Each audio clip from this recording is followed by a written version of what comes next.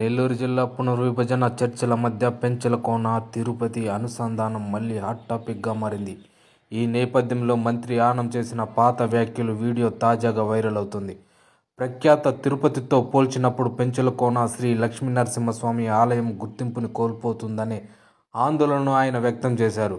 ఇది మా ఆత్మాభిమానం, ఆలయ అభివృద్ధిపై అధికారులు పునరాలోచన చేయాలి అని మంత్రి ఆనం పేర్కొన్న వీడియోపై ఇప్పుడు చర్చలు వేడెక్కుతున్నాయి. తిరుమల శ్రీ వెంకటేశ్వర స్వామి కలియుగ ప్రత్యక్ష దైవం.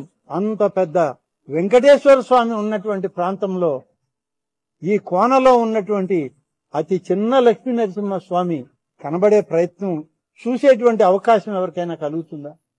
అభివృద్ధి చేయాలనే ఆలోచన ఎవరికైనా వస్తుందా? ఇట్లా వేరైతే అందరి దృష్టి తిరుమల మీద ఉంటదే తప్ప మా పెనుసుల లక్ష్మీ నరసింహ స్వామి మీద ఉండదు. ఇన్ని మండలాల యొక్క పరిధి ఆ స్వామి యొక్క ఆశీస్సులతో నడుస్తుంటే, ఆ స్వామి యొక్క దీవెనలతో మేము చల్లగా ఉంటే, ఇవాళ ఆ స్వామికే ఆశీస్సులను పొందే రక్షణ మాకు లేకపోయింది అనేటువంటి భావం ఇవాళ ప్రజల్లో ఉంది. కాబట్టి ఇవాళ ఆధ్యాత్మికంగా కూడా ఇది మాకు ఉపయోగపడినటువంటి విభజన. ప్రభుత్వం ఆలోచించాలి.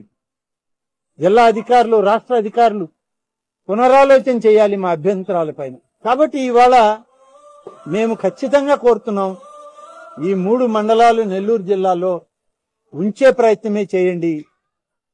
లేకపోతే ఈ ప్రాంత ప్రజల యొక్క మనోభావాలు గాయపడతాయి.